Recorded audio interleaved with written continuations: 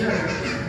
Parang lahat ng nararamdaman niya, sinasabi niya sa akin, mabulit siya, at saka okay siya, lahat ng mga bagay-bagay na tungkol sa kanya, nakaramdaman, meron na siya ganit sa akin. Tapos ito na, Ganda din ang video ko. Basta yung hindi makuha lang siguro. Lahat na ba ikaw na mag-ina. Hindi na ako kuha. appreciate namin siya kasi siyempre, nanay namin siya. Siya nagpalaksabi. Siya sa isang anak. Kung nag-isip mo lahat na pagkakawa mo, siyempre, nauna siya ng nanay. Yung bata kami, yung mga apos na yung problema namin, kapag sa tayo namin na i-open sa bata kami.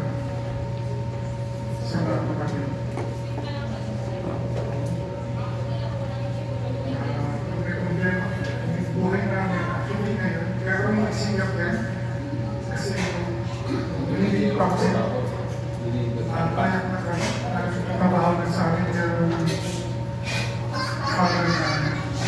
Tapos, nangyari lang siya, apat kami. Kaya, nung mayroon na magpaaral, yung parents namin, napilitan siya kasi ano siya DSD-NM. Pero hindi siya natapos. May konting course na kailangan tapusin niya. At kailangan niya pasa yung board exam. So, una, parang 8 lang siya sa Quizzo. And then, sumuko na rin yung Quizzo elementary school teachers sa kanya para sa pag-exam niya, pagpasa niya, pagkuha sa Quizzo elementary school. So, yung mga bata namin, decide yung before them. Kung paano kami nagawa, dahil kung nag-aaral kami, isa wala kami parang kami. Kaya, meron siya ginagapitan, alam mo yung experience. Dahil doon, namulat kami sa mga hirap na binatas niya. Kaya, sorry, parang partner ko doon. Kapag kayo nag-asawa, kayo ay bukod na. So, ginawa namin, nung nag-asawa kami, na bukod. Kaya, tumanda na sila, wala na nag-iwan. Sila dalawa na na. Pero ganun naman, madalas din namin sila pinagkasa. Tsaka demanding siya. Pag-isipan niya lang, nalulungkot siya, katawagin ko si Ivy. Tawagan niya ako. Kahit nasa ako, lagi niya ako tinatawagan. So, yun naman. Mga 40 oras lang. Ito na nga. Sabi ko, tuloy sa mother ko, maraming salamat.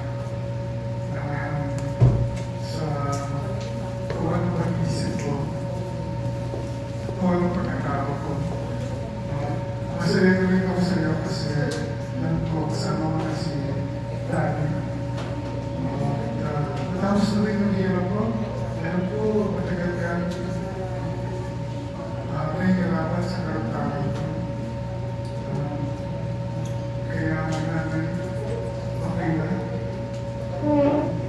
Alam ko, mas maganda kalooban na siya. Mas masaya ko na. Sabi ko na marami ko namin salamat.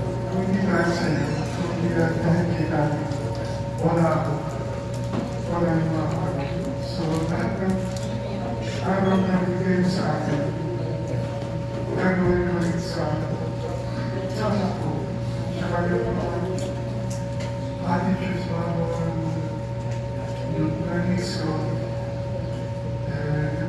Pag hindi ba kayo nasabi mo ay dapat kami sa lahat ng tao ay gagawin din namin. Ipagpasalamat din ako sa mga ganito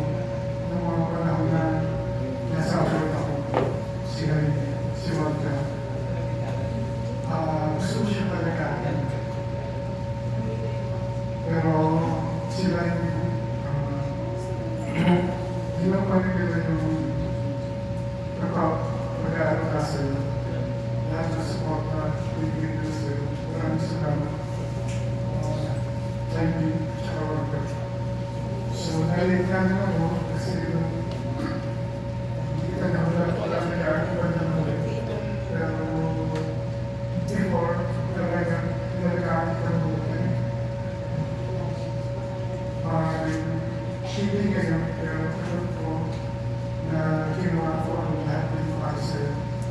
So, maraming salamat na hindi ko kalungkutan, hindi kasayahan namin dahil alam ko mas masaya ka na dyan, nakikita mo na kami mga anak mo. So, isa na ito, may maraming ito. Pero lahat ng tinuro mo sa amin, pinasa sa aming isip at puso. Maraming salamat namin. And magkita na rin tayo. Ganyan po.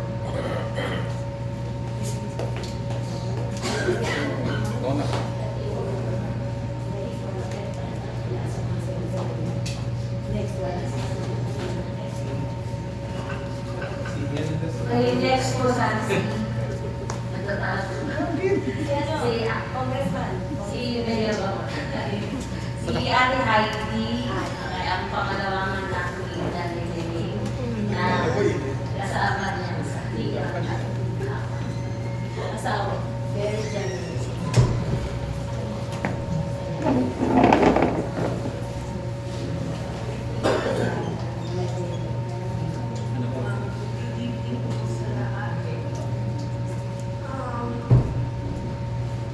Siguro po nagtatanong sa inyo, paano nawala si nanay? Ikwento ko na po sa inyo. Monday, hirap na po siya. Umaga pa lang po, hirap na siya. Wala siyang ginawa kundi tawagan kami ni Walter na papuntahin doon para sabihin na nagkakaroon siya.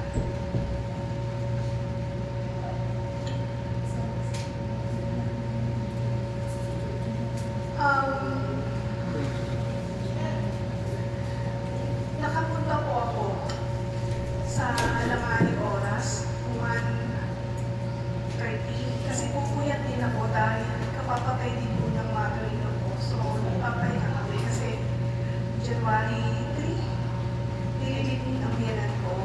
So, nag-rest na kami ng ilang araw. So, hindi pa ako nakaka-recover sa puyat. So, pumunta pa din ako kay nanay. Pagpunta ko doon, natural, puyat, magagalit ka. Bakit ka na naman nag-isip? Alam nga ni Oras, alam mo naman pa. Pero isa lang ang sinabi niya sa akin na nakupo siya sa aking chair. Kahit di anak. Yakapin mo ako. Lumapit ako sa kanya. Alam ko lang na yun nga yung huling yakap ko sa nanay. Sana man lang hilipit ang lupa. Hindi eh. Pinasandal ko lang siya dito sa tiyan ko. Alam kong mahina na siya. Kinausap ko siya. Wala na akong ibang sasabihin kay nanay kasi lagi naman kami nag-uusap ni nanay. Iniyak ko na rin lahat sa kanya. Sinabi ko na sa kanya na handa na rin kami kung ano mangyari. Ano bang plano mo? Ano bang sasabihin mo? Sinabi naman niya na lahat sa akin. So, kami na lang ni nanay ang may sikreto ko doon. I-share ko na lang sa mga kapatid ko. Hirap siya, pero iniisip ko na lang na wala na siyang mararamdaman na sakit. Dahil, at makikita ko lalo yung mukha ng nanay ko nahihirapan. Kaya sinabi ko kay nanay, sige na nanay, okay na kami. Okay na kami. Dialysis, dati-dati, 7 in the morning. Pagsundo ko, bago ko sundo yung makulit na yan, tumatawag ngayon sa phone. Ready na ako, nasaan ka na.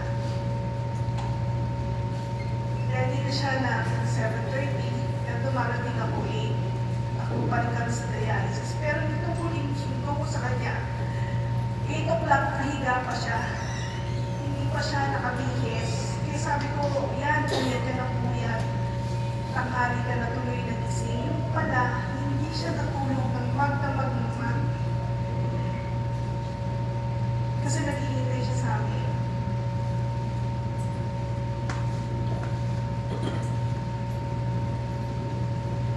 Dialysis na Tuesday.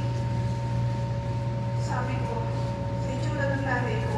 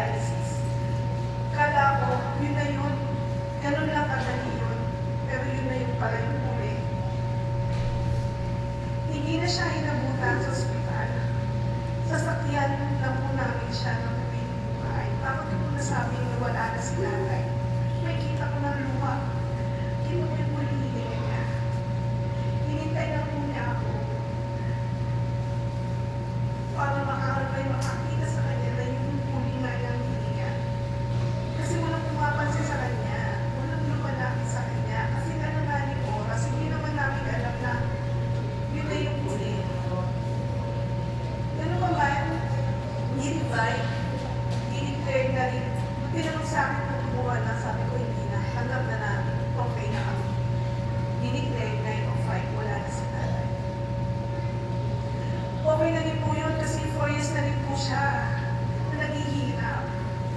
July 2022, stroke patient po siya. Yung right side ng body niya, naapektuhan. So, andyan na naman kami mga anak, syempre. Tinherapy siya once a week. Yung almost one year na, tinigil ko na rin. Kasi nakikita ko parang wala na rin improvement eh. So ako na nag-decide na itigil na. After magkala ko ganun lang, andyan yung itatakbo siya sa ER, hirap na hirap kami humabol ng hininga niya. Marami kami struggle kay nanay. Kaya nung pagod na siya, talagang hindi niya na magpahinga. Tinetherapy po, dinadialysis po siya for almost 1 year and 2 weeks. 3 times a week. Tuesday, schedule po yun. Thursday, schedule din yan. Yung pangalan na ako po. Saturday, kay Walter. Kasi si Kuya po yung time therapist na sa abroad.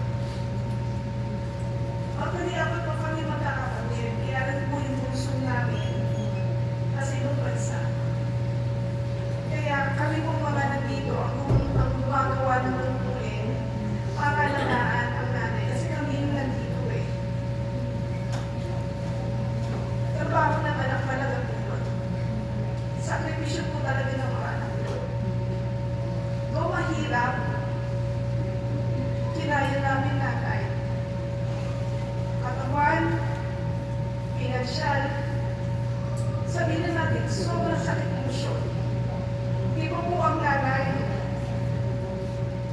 Kahit hindi ko ganun ka-perfecto namin natin, iba ang nanay.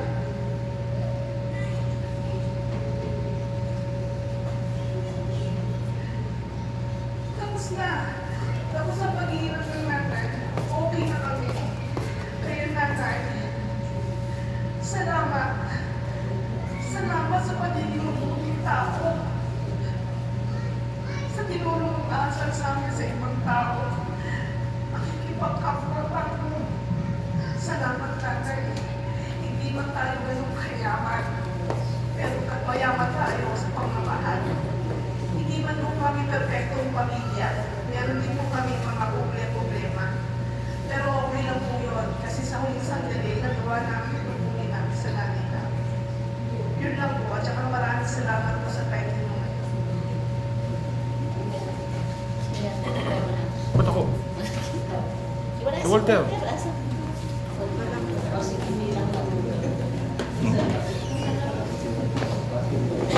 Eh, nawala na naman ang asawa ko. Okay. So, ako po muna magkasalita na bilang manugang kasunod ko si Mayor.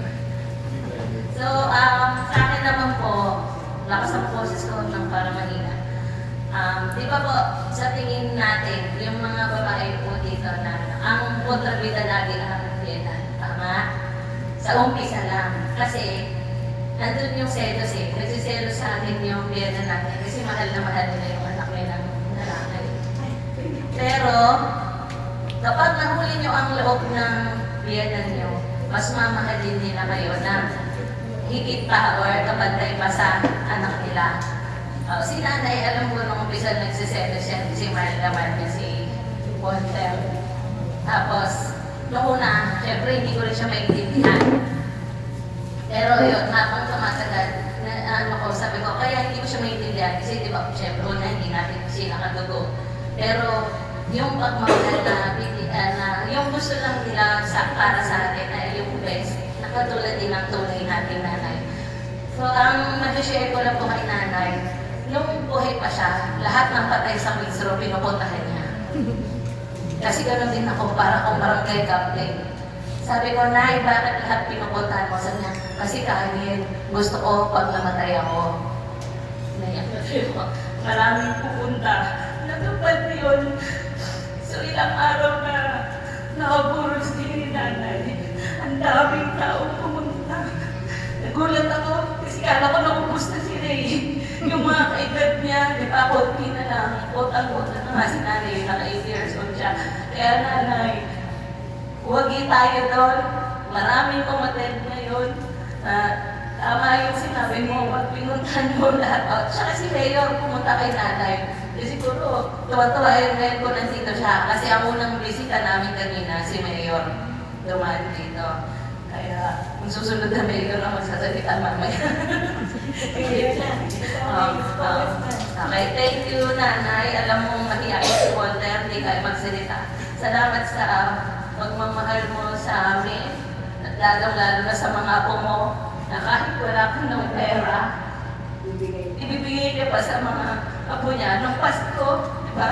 Sabi ko, naibili mo na lang ng gamot mo. Sabi niya, hindi, para sa mga apo ko yan. Tsaka spoiled niya talaga yan sa pagkain. Kaya, handa na ko yung mga ano ko. Grabe si nanay talaga magpakain. Sobra. Basta makita niya kami, labas na agad yun. Bilan niya sila, bilan niya ng pagkain. Ganon siya mapagmahal. Tapos ayun, alam kong mahal naman yung mga anak niya. Tapos nakita ko kanina na mahal naman din siya ng mga asawa kasi yung asawa ko. Mahal naman siya ng asawa ko kasi first time ko yung nakita na umiyak talaga. Tsaka magulgul na yun na pag-uwi namin sa bahay. Sabi ko, umiiyak ka pala. Ayaw sa kanya. Sabi ko na mamimiss niya talaga siya.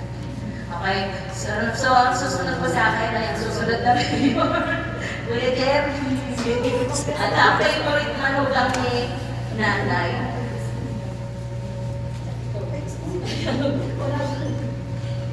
Magandang gabi po sa inyo lahat. Ako si Jerry, pinaka-gwapong manugang ng nanay. Nag-iisa ka lang, Dad. Wala po, nag-iisa na lang manugang niya. So, wala niya ito kontra. Ako, pinaka-gwapong manugang ni nanay. Okay, so, ang tangi ko naalala kay nanay, paalala. Ano, Daddy? Kung saan kami pumunta, kailangan tangay-tangay namin si nanay. China, check. Hong Kong, check. Singapore, check. Malaysia, check. Local, lahat. Pinuntahan namin, kasama. Makikita nyo rin sa mga pictures. Saan-saan nakakapunta yan. Yung kanyang therapy. Kahit ayaw niya mag-therapy, panahon ng COVID, pagpapa-therapy yan para lang makalabas ng bahay. Ganyan pala si nanay. Gagawa at gagawa ng paraan para makalabas ng bahay, makagala, makapasyal, kasama ang anak, manugang, ako. Yan ang gusto-gusto niya. Yan ang gusto-gusto niya. Kaya ngayon, yung huling journey ni nanay, ito na. Kasama siya. Sana, Nay, liwanag. Puting ilaw. Paalam, hanggang sa muli. At, maraming salamat po sa inyo lahat. No? Yung mga nakalaga yan. Salamat po. Ikaw na naman. Okay, sunod po magsasalita ay Ate Tess. Ayaw niya daw na siya. Kasi Ian na lang. Si Ian. Anay, alam mo na yan, pinagsamahan tayo. Kahit tinakot sa amin. Best friend ko lang. Okay, ang panganay na ako, si Ian. Puro panganay lang ba? Ang panganay na makaiba tayo mo. Wala ka na, buwan po. Ako po si Ian. Bali sa mga hindi po kakilala. Ako po yung panganay sa pamilya ni Lolo at saka ni Lola. Bali, dumaan po ako sa lahat ng tito, tita ko, nalagaan nila. At ako din po yung kauna-una apo ni nanay. Kaya nung bata po ako, sila po lagi yung papasyal sa akin. Naalala ko dati, Metropolis pa tawag dun sa Alabang. Kaya nga sabi ni Ninong palagala si nanay. So nung malakas pa siya, lagi niya akong sinasama doon. May sakayan ng jeep doon sa may Queens. No? Kami dalawang iikot niya.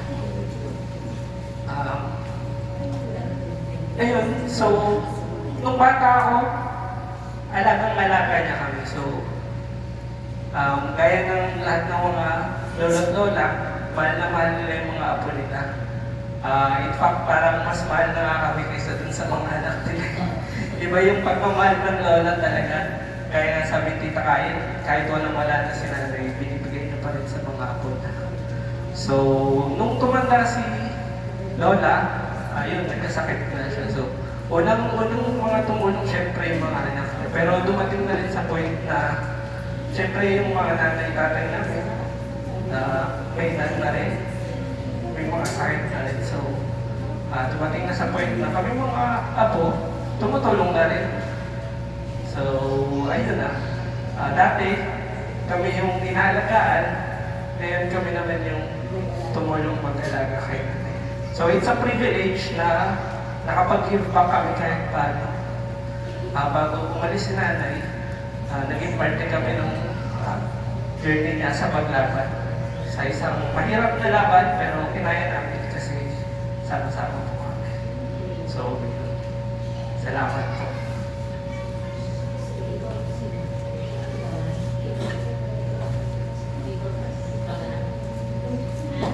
Sige. Okay, pangalawang apo. Sa panganay naman ni Ate Heidi. Puro panganay na. Magandang gabi po sa lahat. So, ako po si Mati. Pangalawang apo po ako ni Nanay Lily. Actually, kanina pa po ako nagpe-prepare dahil susubukan akong magsalita sa inyo lahat na hindi naiiyak kasi kilala ko si nanay na malambot masyado ang puso sa amin, sa mga anak niya, sa mga apo niya. Baka kasi pag umiyak ako, baka hindi makamove forward si nanay kung nasaan man siya.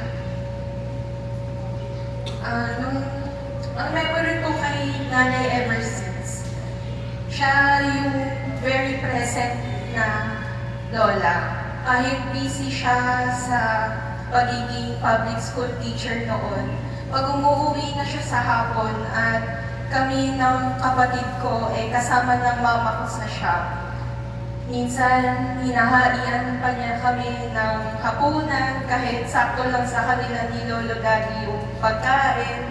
Tapos kapag may binibigay sa kanya yung mga estudyante niya, kapag bawal sa kanya, lalo na yung mga matatamis, sa amin ibibigay. At minsan, exciting pag nauwi si nanay, pag may na-confiscate sa mga estudyante laruan namin.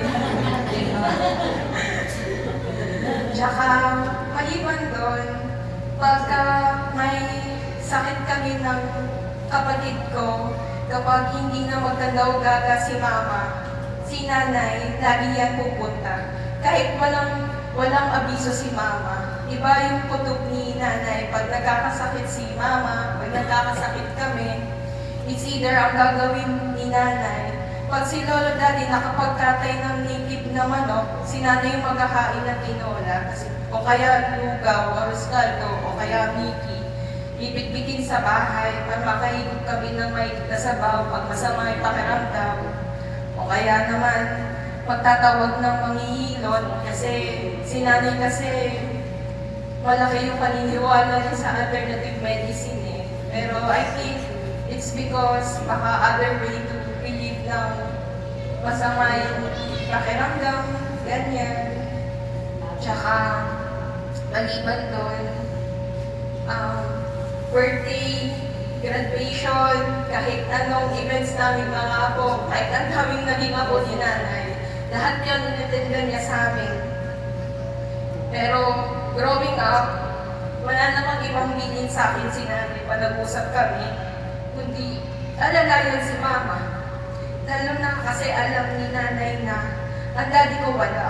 So, ang isang haligi sa mama ko, ako, tsaka kapatid ko.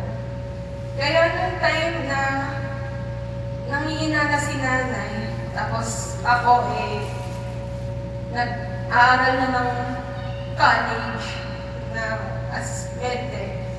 Nung na-stroke din si nanay, doon nagsimula na ma-involve ako sa mga usaping medical. Kailangan kong mamagitan sa may alam at sa relative ng pasyente. Medyo mahirap sa akin yun kasi ang hirap hatiin ng usaping, alam mo yun, factual sa emotional eh. Factual kasi kailangan ko siyang i-deliver na kung ano yung totoong nangyayari kay nanay. Pero at the same time, kailangan ko balansin yung magiging emosyon nila mama, tsaka ng mga tito ko para mabigyan ko sila ng time mag-decide kung anong gagawin kay nanay. Kasi minsan si nanay, minsan matigas ang ulo, ayaw pa kahit kailangan na niya. Pero kilala kasi namin si nanay na ayaw pa niya talagang bumitaw. Ayaw niyang mamatay. Kasi para sa kanya, ang dami pa niyang gagawin.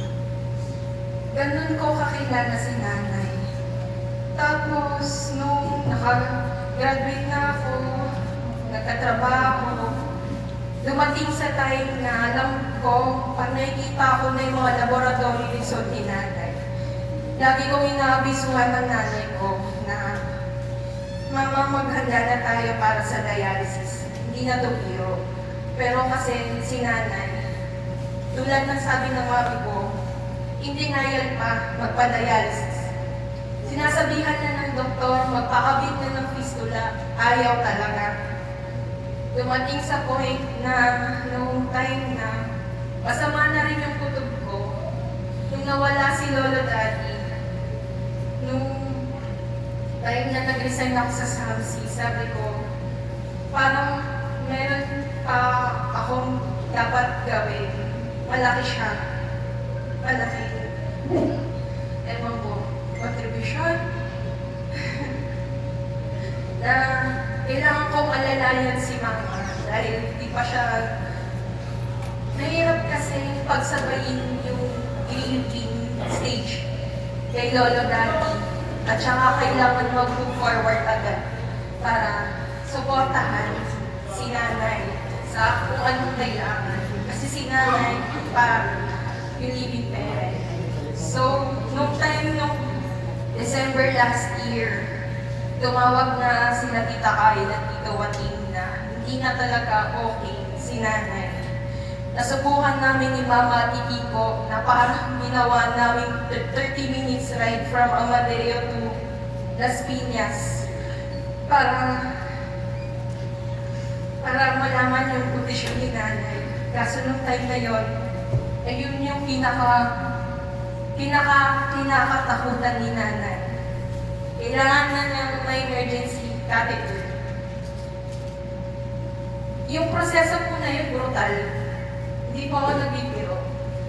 Kasi local anesthetics lang, bubutasan yung leeg para lang agad mabigyan ng dialysis si nanay.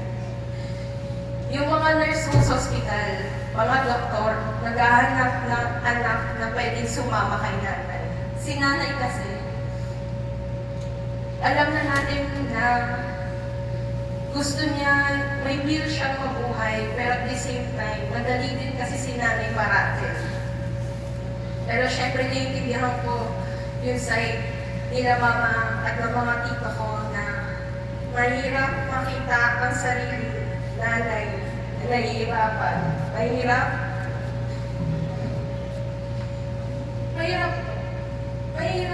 maging strong kahit yun yung ginagawa during the procedure. So, ano nangyayari? Ako po yung laging kasama ni nanay pag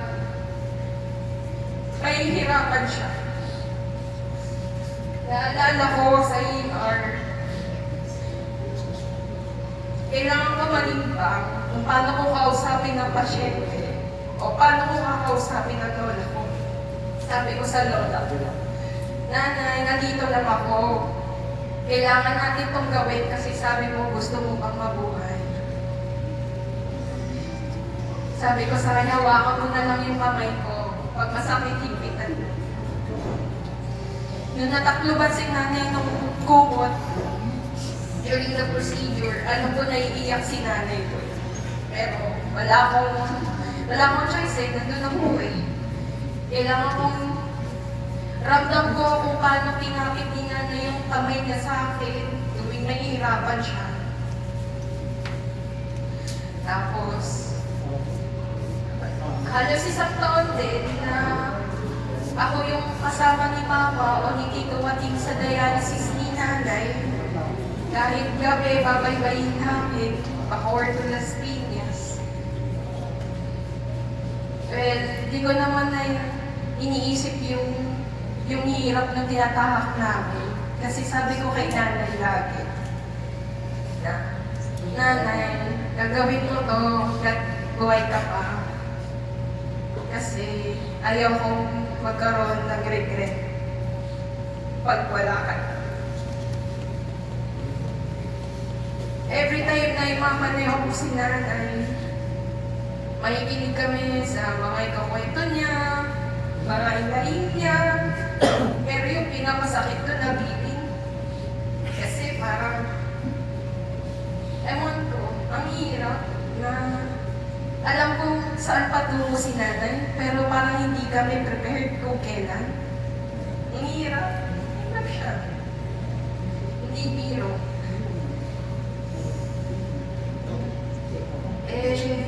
Isa sa mga naging kabili ng nanay, lagi kasi niya iniisip, pera. Kasi mahirap po talaga usapin pinansyal o sumusuporta ng buhay ng taong nasa bibig ng kamatayan. So ako po yung nag-asikaso ng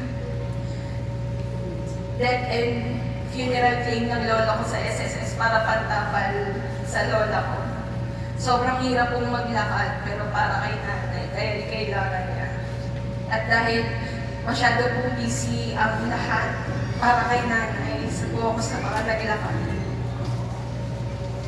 Bago ako matanggap sa trabaho ko, minadali ko kukunin yun. Kaso ang problema ko, magre-reflect siya ng January. Sabi ko kay nanay, Nanay, na-approve na tayo. Sa January, makukuha mo na yung claim. Sabi ko sa kanya.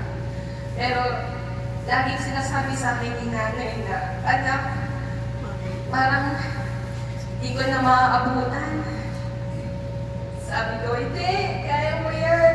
Kilala kita eh. Di ka naman sumusuko agad eh. Eh kaso, one random morning, bago ako pumasok sa trabaho, nag-message siya Mama. Wala na si nanay. Ewan ko, ang hirap pong i-process dahil nawalan din ho ako ng isang lola sa tatay. Tapos, wala na si nanay. Parang hanggang ngayon ho, pinaprocess ko pa din na hindi si nanay ito nakikita ko. Iniisip ko, si nanay nasa Queensro. Kailangan after ko mag-duty, pupuntahan ko, kailangan ko kausapin kung may hahabilin si Mama, gagawin ko. Pag may habilin si Daddy, pihati ko sa lola ko dahil magkalapit lang ng bahay. Kaso sabay silang nawala, parang di ko na tuloy alam ano gagawin ko after nito. Anong routine ko? Pero at the same time, nanay, nung hindi pa ako napunta dito, nakita mo kung paano ako magmaneho, papunta na i-claim yung death mo sa SSS. Naluluwa ako kasi sabi ko, pinaghirapan kong lakarin sa lola ko yun, knowing na may kita ni nanay yung pera. Kaso, wala na, pagtapal pala sa buhay.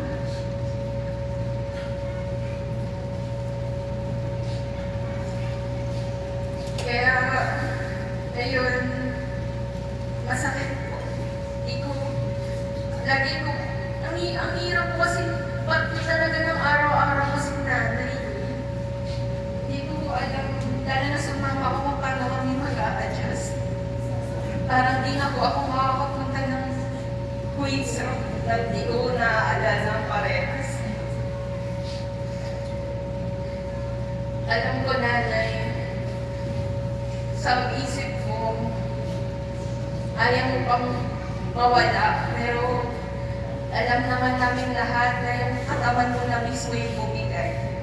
Pero kung nasaan ka man, sana kung hindi ka masaya, at least kontento ka na. Okay kami, mga apo mo, okay na rin sila mama, hindi mo na kailangan intindihin, sila tito, makakapagsimula na rin sila ng retirement nila. Tsaka at the same time, alam ko, lagi mong pinakwento sa akin pag nananaginip ka, sinusundo ka ni Lolo Daddy. Pero hindi ka sumasama kasi alam mo nga na pag sumama ka, isasama ka talaga ni Lolo Daddy. So ngayon, magkasama na kayong dalawa. At the same time, mukhang sinundo ka din ng balari mo. Ganun ka kamahal nanay ng namayapa na at mga buhay pa. Talagang mahal na mahal ka ng mga tao. Kaya ako, ngayong gabi, nagugulat din po ako na hindi po tayo magkasya lahat sa malaking kwarto na to. Maraming salamat po sa mga pumunta. Talagang ma-appreciate po ng Lola ang suporta niyo po sa kanya at sa amin, lalo na sa ganitong sitwasyon po natin. Maraming salamat.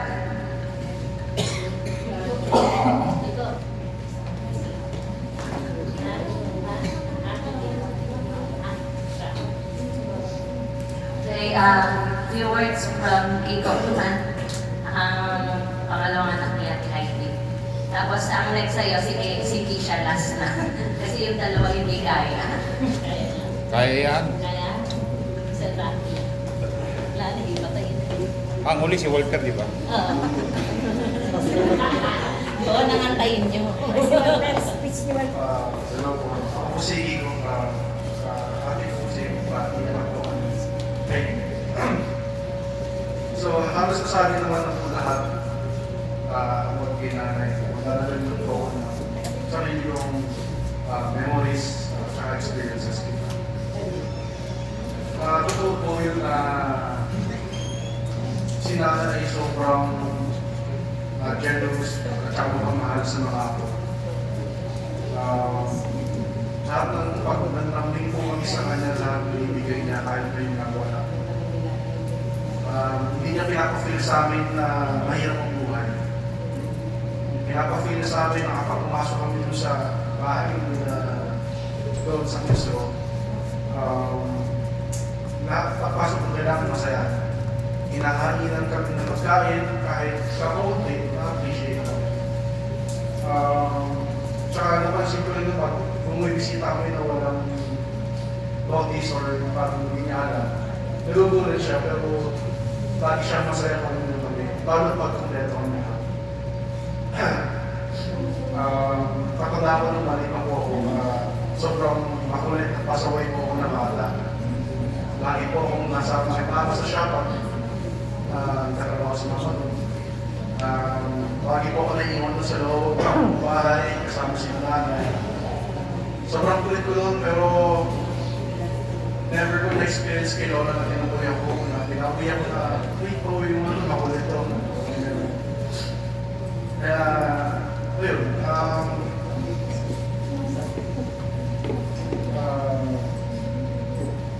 kaya sobrang thankful din ako na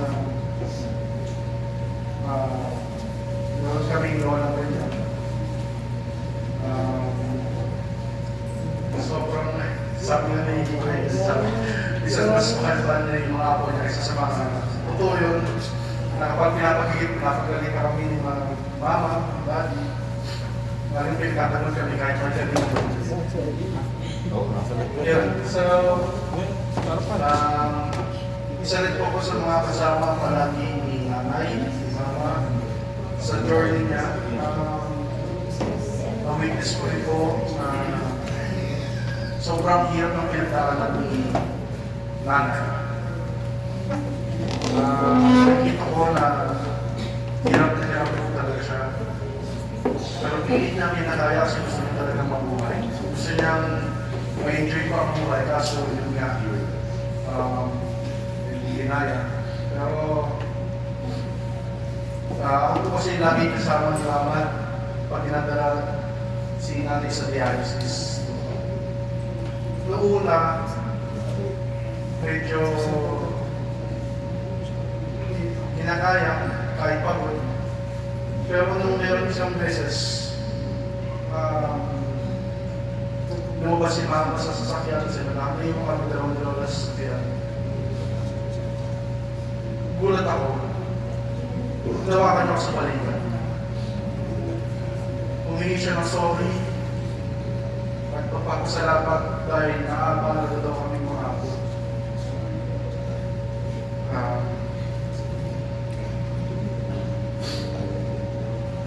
Ako po napagtanto na siguro na yung feeling namin na medyo dapat hindi kami na-involve. Pero sabi ko kay nanay, wala yun na okay lang sa amin kasi pili naman kami para sa kanya.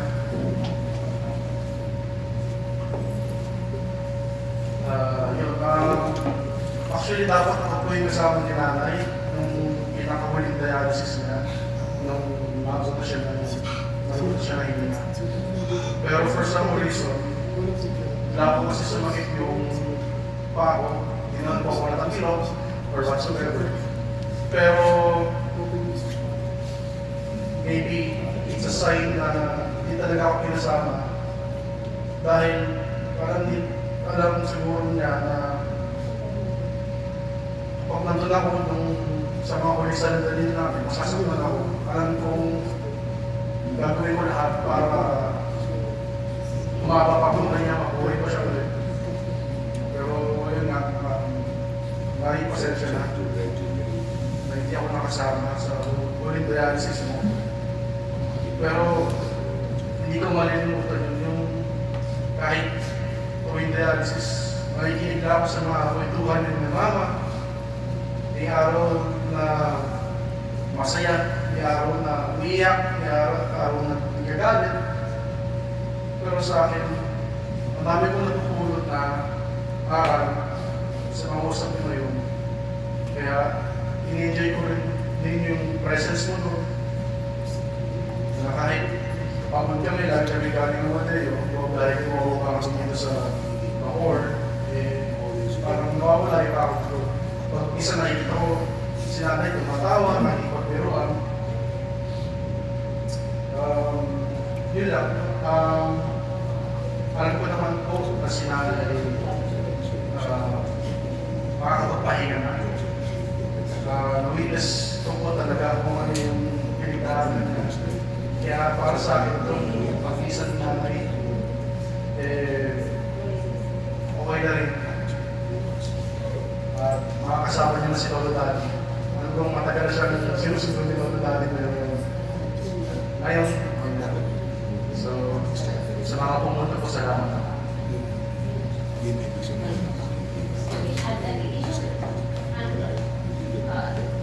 Okay lang siya. Sige siya na bihira magsalita. Sige na, bukas wala na si nanay. Si Ayuda. Wait. Tungkol pang hapat na po ni nanay. Kaya nung bata po, lagi ako doon natutulog kaya nanay. Kaya kaya tatay. Just like, pag umaga po, sa gitna nila ako, si nanay, ako, na si tatay. Tapos pag umaga, lagi na naka-ready yung beef Lucky Me na noodles. Tapos, like, pupunta ako sa likod kasama ni nanay. Tapos, pag hapon, lagi na ako mangingin ng 50 kay nanay. Tapos, bibili ako ng mga slime sa tindahan dahil sa harap nila nanay. Tapos, manonood ako ng Power Rangers sa TV. Tapos, tapos, lagi po siya nagsisecret na bigay ng pambakot ko. Minsan, binabukasan kasi ayaw niya malaman ni daddy. Tapos, nung nasa bar ko pa po si daddy, lagi niya ako binibila ng lechon kawali. Tapos, ayaw niya pa.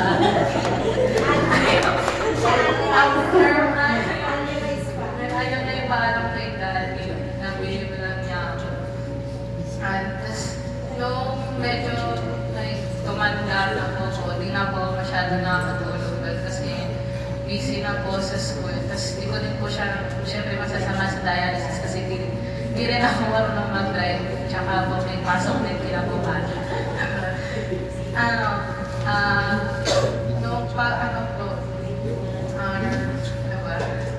Lagi yung pinaka-memorable na alis namin ni nanay is like yung bumili kami sa Mercury. Bumili si nanay ng gamot sa Mercury nun. Malakas pa siya nun, nakakalakot pa siya. Tapos pinilan niya ako ng parang watch na may mga candy na pieces. Tapos like, lagi kong suot yun, tapos nag-McDo kami ni nanay, tapos nagsimba. Nakita ko, tapos yun po, siya, tapos nung tumanta na, minsan parang, like nakapagsisimenti ko nasasama sa dialysis. Kasi, may pasok ko, pinabukasan, tapos like, yung pinakahuli ko na tulog ko kay nanay, buhay din pa si tatay. Kaya hindi ko na po masyadong maalala kung ano nangyari ng araw na yun. Tapos pag pinapasting po ako ni nanay doon, like, mga last year, hindi ko din po alam kung saan ako magsisting kasi nawala na yung kama ni nanay. Kaya hindi ko alam kung saan ako matutulog. Pero like, buti okay na rin po siguro. Tapos nalaman ko po kasi na wala na si nanay, nasa school po ako, nakatago yung cellphone ko kasi bawal kami mag-cellphone sa klase. Tapos pinopen ko po yung FB ko, nagpalit ng profile si daddy. Tapos di pa ako nag-chat kila mama, alam ko na si nanay yun. Kasi wala na mga ibang, wala. Ikaw po na magiging reaction ko nun kasi natulala lang ako habang nasa klase kami. Parang hindi totoo kasi siyempre, si nanay like lagi ko kasama dati nung bata pa ako. Tapos, yun, at least ngayon magkasama ko sila ni tatay. Yan lang. So, pinaka-last po yung anak ko na mana sa akin iyakin. Iyak kaya ba ba? O sige. Kasi mahal na pa rin ako. Iyakin din. Iyakin kasi ako yung mahal.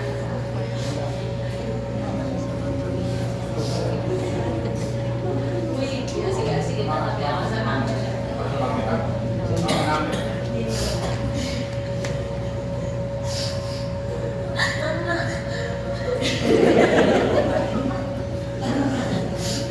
Hindi po masyado kadami experience ko kay nanay. Kasi syempre, 14 years old pa lang po ako. At syempre si Kuya Kiko, mag-30 na.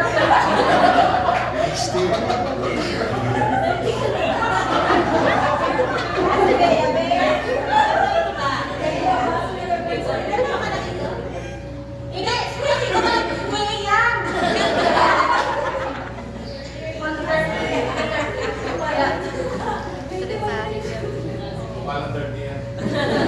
Hindi ko masyado matapos experience ko. Pero nalaman ko po. Kulang po kay nanay. May hilig.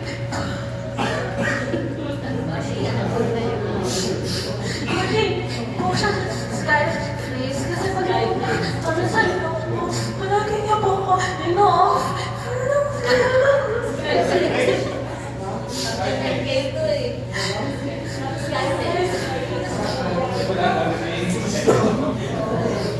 Nung bata ako, pagkailang na lang sa mga gamit ni nanay. Feeling ko nag-miss na siya. Kasi meron siyang pulpo. Lagi kong ginagamit. Tapos i-publish. Tapos nung pagbalik ko, tinago niya kasi palagi kong ginagamit.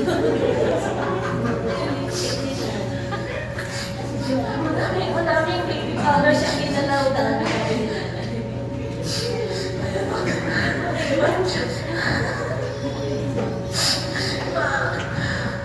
I'm just so grateful kasi sa mga moments niya.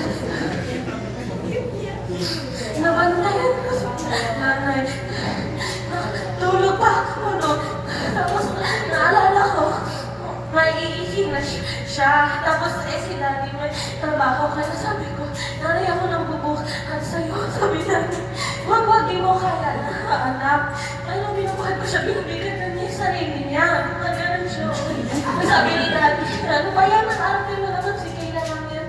Pero, nabuhay ko siya. Tapos, grateful din po ako. Nakasama pa po ako sa dialysis. Hindi nakasama.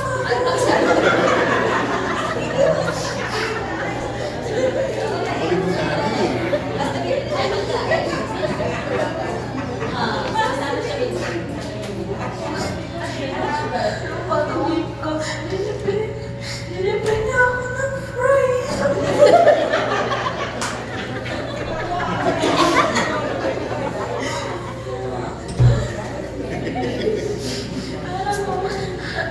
Nalaman ako na patay na si nanay kasi sinabi ko sa akin ni Ate Telma yung yaya ko po.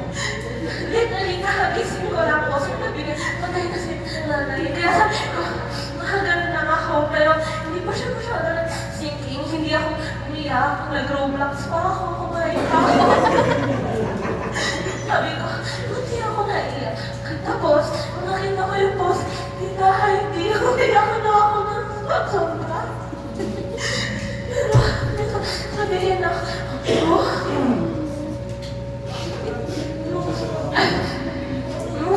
start pagkamatay ni nanay. Akala ni Daddy, pati ni Mama maaga ako nagigising, pero hindi talaga ako nakakatulog. Kasi hindi ko kaya makatulog. Hindi ko lang makatulog. Tapos sabi ni Daddy, wala mo magising, itulog ka nagigising. Hindi na alam, hindi na ako nakatulog.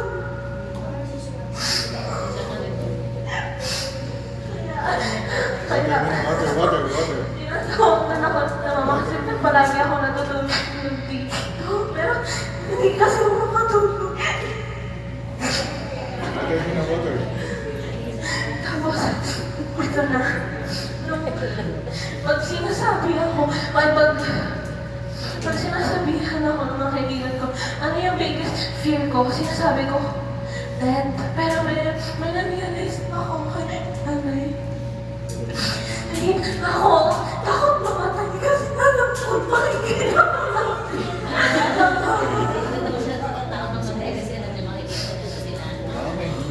Pero alam ko matagal pa kasi syempre 14 pa naman.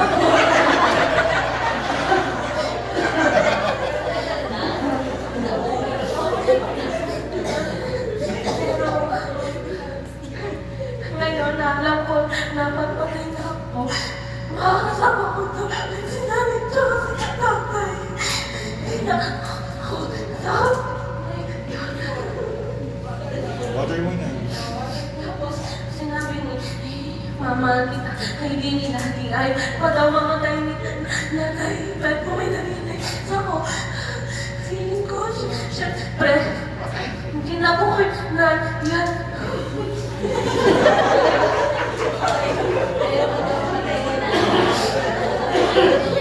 Sinasabi ko nila na ayaw po mamatay ni nanay, pero pinarealize ko po.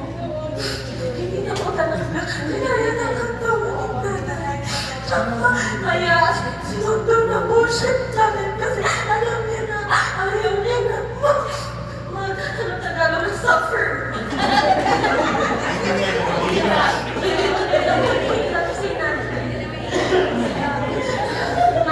Huwag ka naman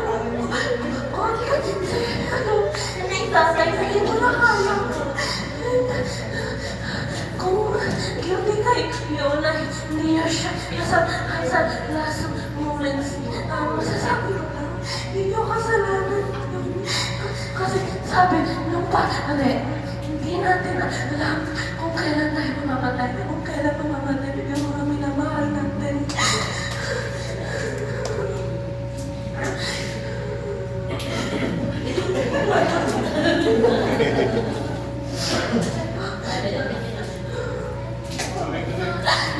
Ko naman si nanay.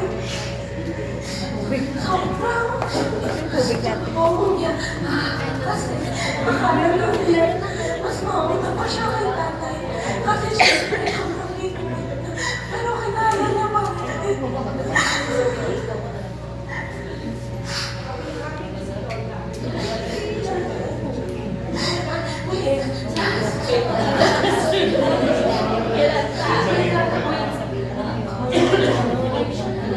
Kasama ka naman bukas.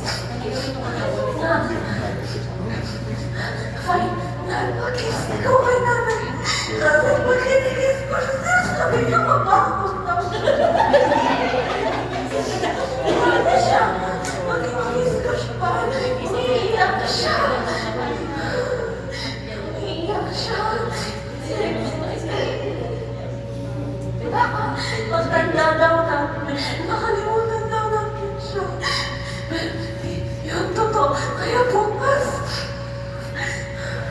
Gagawin ko na yung final kiss ko. Pero hindi siya magreklamo. Mababa siya. Anak talaga ni Walter. Kasi mabawag kasi nanay siya.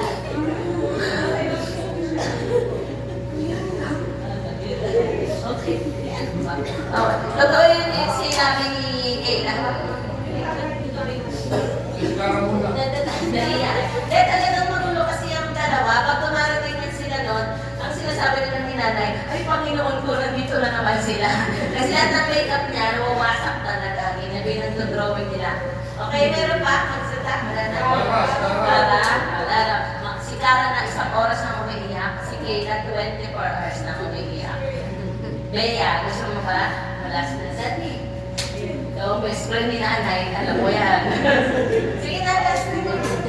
Parang bago lang ano si nanay. Sige na. Kaya, badya ka lang. Interpret ko. Ayaw mo? Ayaw na, naiiyak.